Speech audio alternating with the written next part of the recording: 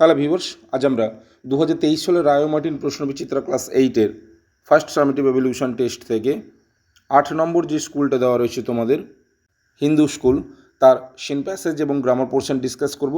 So viewers, তোমরা দেখো, first of all তোমাদের এখানে যে টেক্সট প্যাসেজটা দেওয়া রয়েছে অর্থাৎ সিন প্যাসেজটা, এটা সুগত বোসের লেখা দ্য গ্রেট এস্কেপ থেকে নেওয়া হয়েছে। আশা করি তোমাদের সকলের টেক্সট খুব ভালো করে পড়া হয়ে গেছে, তাই ভিডিওটিকে বড় না করে আমরা সরাসরি চলে আসছি প্রশ্নের উত্তরে। তোমরা প্রশ্নের উত্তরগুলো যারা করে নিয়েছো ভালো কথা, যারা করনি তারা জাস্ট প্রশ্নের উত্তরগুলো একবার মিলিয়ে দেখে নাও। ওকে, এই স্কুলটা তোমাদের কোশ্চেন ব্যাংকের পেজ নাম্বার 59 এবং 60 পেজে রয়েছে। এবারে চলো এখান থেকে যে প্রশ্নগুলো দিয়েছে ডিসকাস করে নেওয়া যাক। দেখো এর দাগে কী দিয়েছে, answer the following questions. Okay, first কোশ্চেনটা দেখো, how did Subhash disguise himself, Subhash নিজেকে কীভাবে আত্মগোপন করেছিলেন। দেখো অ্যান্সারটা, Subhash disguised himself as Mohammad Ziauddin.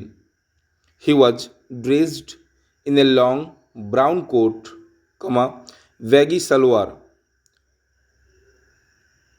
and a black fez.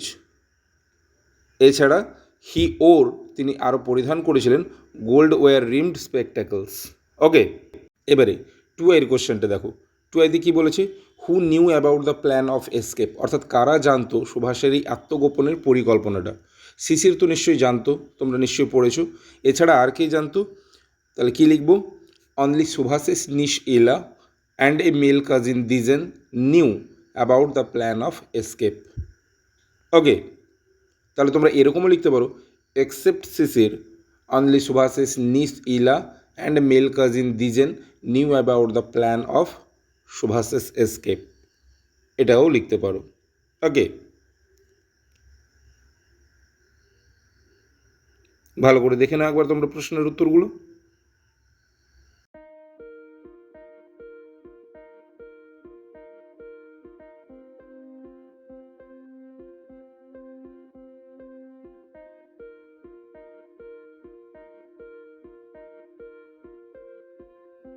এরপরে আমরা চলে আসবো বিয়ের দাগে।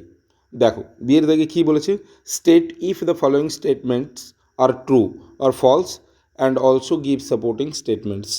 ওকে, যদি ঠিকটা ঠিক হয় তাহলে ট্রু লিখবো এবং ভুল হলে এফ লিখবো এবং সাপোর্টিং স্টেটমেন্ট মেনশন করব। ওকে, ফার্স্ট কোশ্চেনটা দেখো, Subhash left his house for ever, Subhash তার বাড়ি ছেড়ে চলে গেছিল চিরদিনের জন্য অন 17 জানুয়ারি 1941, 1941 সালে। তাহলে এটা ভুল হবে। ভুল হওয়ার কারণ কি, কারণ তিনি 1941 সালের 16ই জানুয়ারি ঘর ছেড়ে চলে গেছিলেন। দেখে নেবো আমরা এটা টেক্সট প্যাসেজে। দেখো ফার্স্ট লাইনটা, অন 16 জানুয়ারি 1941, 1941 সালের 16ই জানুয়ারি, Sisir finished his dinner early and drove to Elgin road around 8:30 PM। এটাই হবে সাপোর্টিং স্টেটমেন্ট, কারণ আমরা যদি ধরি রাত 1:30টার সময় তিনি শিশিরের সঙ্গে গাড়ি নিয়ে বেরিয়ে গেছিলেন, তাহলে রাত 1:30টার সময় পরের দিন অর্থাৎ 17ই জানুয়ারি হয়ে গেছিলো, কিন্তু আমাদের টেক্সট প্যাসেজে কিন্তু কোথাও মেনশন করা নেই। ওকে, তাই এটা ফলস হবে। এরপরে টু আরটা দেখব, কি বলেছে, সুভাষ ফিনিশড হিজ ডিনার, অর্থাৎ সুভাষ তার রাতের খাবার শেষ করেছিলেন, and drove to Elgin road around 8:30 PM, এবং গাড়ি চালিয়ে এসেছিলেন এলগিন রোডে রাত 8:30টার সময়। নিশ্চয়ই না, কারণ ওটা সুভাষ না, ওটা শিশির করেছিল এই কাজটা। তাহলে এটাও ফলস হবে। এর সাপোর্টিং স্টেটমেন্টটাও কিন্তু সেম হবে, on 16 January 1941 Sisir finished his dinner early and drove to Elgin road around 8:30 PM। Okay, দুটো প্রশ্নেরই কিন্তু সাপোর্টিং স্টেটমেন্ট সেম। এরপরে চলে আসবো আমরা দুইয়ের দাগে গ্রামার অ্যান্ড ভোকাবুলারিতে। দেখো গ্রামার এবং ভোকাবুলারিতে প্রথমে কি রয়েছে, ফার্স্ট কোশ্চেনটা দেখে নাও। দেখো ফার্স্ট কোশ্চেনটা রয়েছে, identify the voice of the following sentences, এরই ভয়েস চেঞ্জ করতে হবে। ওকে, তাহলে কি করব, দেখো এর ভয়েস চেঞ্জ করলে অ্যান্সারটা কি আসবে, লেট, যেহেতু সাবজেক্ট মেনশন নেই তাই late the voice of the following sentences, let the voice of the following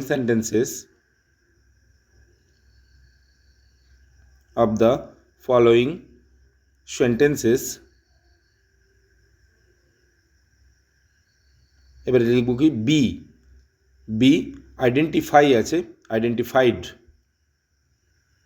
তাহলে অ্যান্সারটা কী দাঁড়ালো? Let the voice of the following sentences be identified. Okay, এরপরে টু আইটা দেখো। টু আইতে কী প্রশ্ন বলেছে? They want to break the wall, এর ভয়েস চেঞ্জ করতে বলেছে। তাহলে আমরা অ্যান্সারটা কী লিখবো? এখানে দ্য ওয়ালটা হচ্ছে অবজেক্ট, ওয়ালটাকে আগে নিয়ে চলে আসবো। The wall is wanted to be broken by them. Okay, কী দাঁড়ালো তাহলে অ্যান্সারটা? The wall is wanted to be broken by them. এবারে 3 নম্বরের প্রশ্নটা দেখো। এখানে যে ন্যারেশন চেঞ্জটা দিয়েছে একটু ঘুরিয়ে দিয়েছে, অর্থাৎ ইনডাইরেক্ট স্পিচে দিয়েছে, তোমাদেরকে ডাইরেক্ট স্পিচে করতে হবে। দেখো, he asked her if she had seen the thief. তাহলে অ্যান্সার কী লিখবো? হি আস্কড হার, এটা রিপোর্টিং ভার্ব। এবারে রিপোর্টেড স্পিচটা কী লিখবো? Have you seen the থিপ।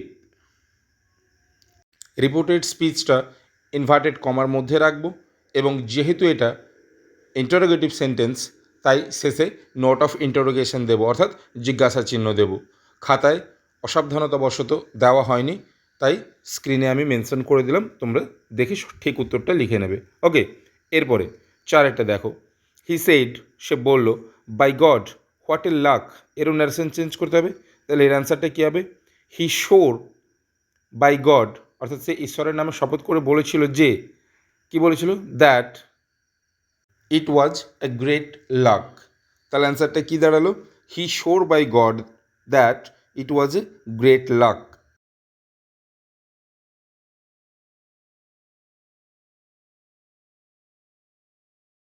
এরপরে চলে আসবো আমরা 5 দাগে, অর্থাৎ ভির দাগে। ভির দাগে কী বলেছে? He is dash lazy than stupid. তাহলে এখানে দ্যান রয়েছে, অর্থাৎ কম্পারেটিভ ডিগ্রি চেয়েছে, তাহলে হবে কি লেজি থেকে লেজিয়ার, LAZIER, লেজিয়ার, যেহেতু প্রপার অ্যাডজেক্টিভ ফর্মটা রয়েছিল লেজি। এরপরে ভিআইটা দেখো। Complete the following sentences dash information from dash text. আর্টিকেলের প্রিপোজিশন দিয়ে ফিল আপ করতে বলেছে, তাহলে ফার্স্ট ব্ল্যাঙ্কসে বসবে উইথ প্রিপোজিশন এবং পরেরটায় বসবে দ্য, এই আর্টিকেলটা। ওকে, তাহলে অ্যান্সারটা কী দাঁড়ালো? Complete the following sentences with information from the text. Okay, so viewers, এই ছিল তোমাদের সিন প্যাসেজ এবং গ্রামার পোর্শনের সম্পূর্ণ ভিডিও। যদি ভালো লেগে থাকে তাহলে অবশ্যই লাইক করে দিও। এছাড়া তোমরা যারা আমার চ্যানেলে নতুন তারা অবশ্যই চ্যানেলটিকে সাবস্ক্রাইব করে পাশে থাকা বেল আইকনটি ক্লিক করে দিও, যাতে ভবিষ্যতে তোমরা এরকম আরও ভিডিওগুলো পেতে থাকো। Thank you for watching.